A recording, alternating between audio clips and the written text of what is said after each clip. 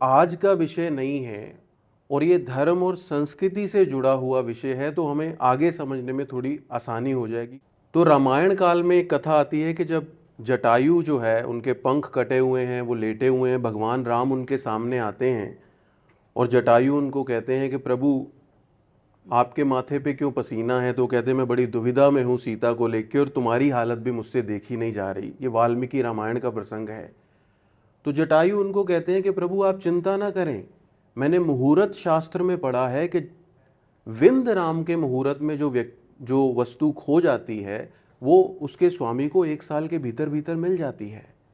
तो माँ सीता का जब हरण हुआ है उस समय विंद नाम का मुहूर्त चल रहा था। जो जटायु वॉज ऑल्सो अवेयर। हमारी संस्कृति में ये चीज़ें कहाँ तक फैली हुई हैं कि मुहूर्त क्या होता है। अब अगर आप आ जाएं महाभारत काल में, तो कर्ण जो हैं वो नहा के निकले हैं नदी से, और इंद्र जिन्होंने ब्राह्मण का वेश धारण किया हुआ है वो उनसे कवच कुंडल लेने आए हैं। उनको देख के कर्ण के माथे पर पसीना आ जाता है। तो पूछते तुम तो बड़े दानवीर हो, तुम्हारे माथे पे पसीना क्यों है? तो कहते हैं इस समय चंद्रमा रोहिणी नक्षत्र में राहु से शकट वेदन हो रहा है उसका। इस समय अगर हरि भी मेरे सामने आ जाए तो मेरी रक्षा नहीं हो सकती, कोई प्रॉब्लम आने वाली है। कर्ण अवेयर थे इस कॉस्मिक चीजों के। भीष्म पितामह जो वेट करते हैं उत्तरायण आने का कि मैं फिर प्राण छोड़ूंगा जब उत्तरायण आएगा। तो उत्तरायण कोई आज की चीज तो नहीं है, ज्योतिष कोई आज की चीज तो नहीं है। फिर आप आ जाएं बुद्ध काल में, जब एक बच्चा पैदा होता है और ज्योतिषियों को बुलाया जाता है और वो परिव्रज्या योग देखते हैं उनकी कुंडली में कि 10वें घर में 5 ग्रह इकट्ठे हैं, ये बालक या तो चक्रवर्ती बनेगा, लेकिन ज्यादा संभावना ये है कि ये संन्यास ले लेगा। और बड़ी उनके पिता ने कोशिश की राग रंग दिखाने की उनको, लेकिन जब समय आया तो वो भविष्यवाणी सच साबित हुई।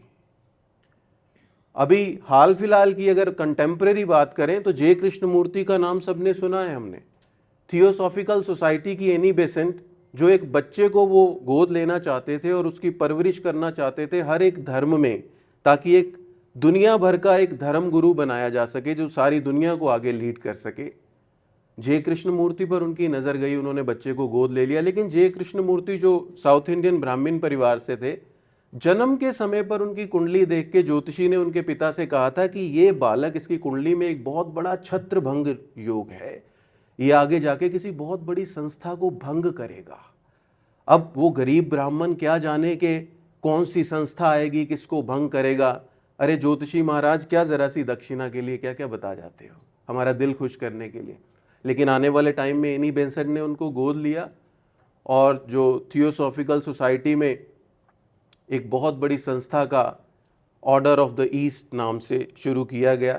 लेकिन उसकी पहली मीटिंग में ही जब सारी दुनिया के लोग वहाँ इकट्ठे थे तो उन्होंने ये कह के भंग कर दिया उस संस्था को कि जो ट्रुथ है वो पाथलेस पाथ है, किसी एक व्यक्ति के लिए कोई एक ट्रुथ नहीं है।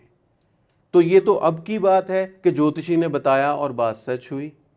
इसी तरह से मैं एक किताब पढ़ता था, क्या भूलूं क्या याद करूं। ये डॉक्टर हरिवंश राय बच्चन की आत्मकथा है, क्या भूलूं क्या याद करूं। उसमें वो बताते हैं कि उनके नाना हजारी प्रसाद जी, वो इलाहाबाद कोर्ट में प्रैक्टिस करते थे। उनको किसी ज्योतिषी ने बताया कि फलां दिन तुम्हारी मृत्यु हो जाएगी।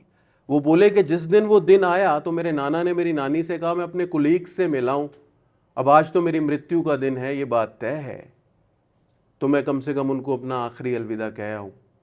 और उनकी नानी ने कहा क्या आप भी किन बातों में पढ़ते हैं। लेकिन शाम को जब वो घर आए, खाना खाया और उनका देहांत हो गया। ये डॉक्टर हरिवंश राय बच्चन कहते हैं अपनी किताब। इस तरह के बहुत सारे सूत्र हैं जो जगह जगह पुराणों में और हमारे आसपास देखने को मिलते हैं, जो इस बात को स्थापित करते हैं कि ज्योतिष कोई आज का ज्ञान नहीं है। कोणार्क के सूर्य मंदिर को देखिए, जो वहाँ के राजा ने इसलिए बनवाया था कि उनकी एक मन्नत थी कि मेरा कुष्ठ रोग ठीक हो जाए तो मैं भगवान सूर्य, और सूर्य हमारे यहाँ सदियों से स्वास्थ्य को देने वाले ग्रह हैं। अब जहां तक विज्ञान की बात आती है तो ज्योतिष के जितने भी शास्त्र हैं, चाहे महर्षि अंगिरा हो, शौनक हो, पराशर हो, जैमिनी हो, भृगु हो, नारद हो, जो भी आप संहिता का या जिसका भी मर्जी नाम लीजिए, सबसे पहली जो बात है, आज से 5000 साल पहले एक बातचीत हुई थी मैत्रेय मुनि और पराशर ऋषि के बीच में, जिसको बृहद पराशर होरा शास्त्र के नाम से जानते हैं। और नॉर्थ इंडिया में हम सभी उसी महान ग्रंथ पर निर्भर करते हैं सूत्रों के लिए। अब मैत्रेय मुनि की एक खास अवस्था है कि जिसमें वो एक भावना से भर के अपने गुरु से पूछते हैं कि मुझे बताइए कि कर्म का ये चक्कर क्या है, ये सौरमंडल के ग्रह क्या हैं, इनकी कक्षाएं क्या हैं, इनकी गतियां क्या हैं। आज से 5000 साल पहले अगर कोई महर्षि पराशर बिना नासा का कोई इंस्ट्रूमेंट यूज किए हुए ये बता सकते थे कि मूंगा जो है वो मंगल के लिए पहना जाएगा। आज नासा पिक्चर्स भेजते हैं ना मार्स की, रेडिश रेडिश आपको वहां मिट्टी नजर आती है। हम क्यों रेड कोरल को सालों से, तो वो कौन सी अवस्था थी जिसमें वो थे कि जिसमें उनको ग्रहों के रंग भी ज्ञात हुए, ग्रहों की आकृतियां भी ज्ञात हुई। तो ये जो सौर मंडल का विज्ञान है, मुझे लगता है कि इसको हमें फलित ज्ञान से अलग करके रखने की जरूरत है, तभी हम इसको अच्छे से संभाल पाएंगे। क्योंकि फलित ज्ञान में हमें चाहिए भक्ति। अगर ठीक है वेस्टर्न वर्ल्ड में बहुत इस बारे में रिसर्च हुआ, सारी बातें हुई, सब चीजें ठीक है, लेकिन वहां कोई ऐसा ऋषि नहीं हुआ कि जिसने जब बृहस्पति की मूर्ति बनाई तो उनका पेट थोड़ा निकला हुआ बनाया, उनका वजन थोड़ा ज्यादा बनाया। ये उन्होंने बृहस्पति का रूप, ये हमारे ऋषियों ने देखा सही मायने में जब उनकी चेतना मूलाधार से सहस्त्रार की तरफ बढ़ी और रास्ते में हर चक्र पर उनको हर विद्या का ज्ञान होता गया। इसमें बहुत ज्यादा बड़ा जो एक ब्लेसिंग है वो भगवान शिव की भी है कि जिन्होंने पार्वती को उनके 108 जन्मों तक ये ज्ञान दिया। तो हमारे इस ज्ञान की बुनियाद में ही कुछ ऐसी चीजें हैं जो डिवाइन है, और जिसको हम साइंस कहते हैं वो सिर्फ इन इंद्रियों और चक्षुओं का विषय है कि हमारे को लॉजिकली कोई चीज समझ आ जाए। साइंस की परिभाषा क्या है? यानी सिस्टमेटिक बॉडी ऑफ नॉलेज, किसी भी चीज का क्रमबद्ध ज्ञान कि 2 और 2 4 हो गए और उसी तरह से वो 4 रहेंगे युगों युगों तक, तो वो साइंस है। लेकिन ज्योतिष के अंदर, आप सब भी ज्योतिषी हैं, बहुत बार ऐसा होता है कि आप किसी व्यक्ति की कुंडली देखते हैं, अगर ईमानदारी से देखें, कई बार आप घटनाओं का पता नहीं लगा पाते। इसमें कुदरत का इंटरवेंशन है। भगवान कृष्ण ने जब अर्जुन को विराट स्वरूप दिखाया तो उन्होंने सबकी मृत्यु दिखा दी, लेकिन उनके पुत्र का क्या नाम था अर्जुन के? अभिमन्यु की मृत्यु उसको नहीं दिखाई। क्या वो दिखा नहीं चाहते थे? इसलिए नहीं दिखाई कुदरत ने कि ये फिर मोहग्रस्त हो जाएगा, बहुत बड़ी मुश्किल से ये बाहर आया है। तो ये तो ज्योतिष तो एक प्रसाद है।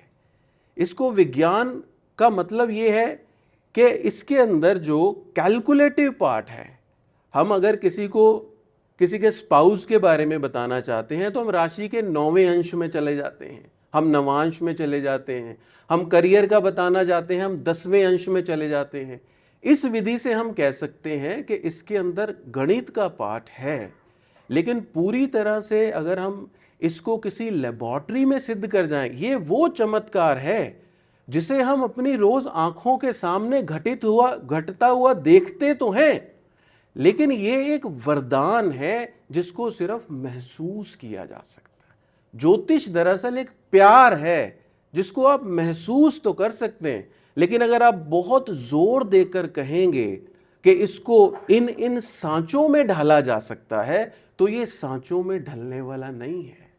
ये फूल की खुशबू है कि जिसको आप महसूस तो कर सकते हैं अपने गुरुओं की कृपा से, अपने गुरुओं के आशीर्वाद से, अपने पुरानी परंपरा, ये ऋषि महर्षि जो तपस्या कर करके जिन्होंने उस ईश्वर के गर्भ से ये नॉलेज सारी निकाली और हमको दी। लेकिन हमें इसके ऊपर कोई भी इस तरह की चीज नहीं लेके आनी है कि जहां पर हमारे ऋषियों पर ही कल को कोई सवाल आए कि आप तो कहते थे कि मांगलिक और नॉन मांगलिक का नहीं चल सकता, लेकिन यहां पर तो चल गया।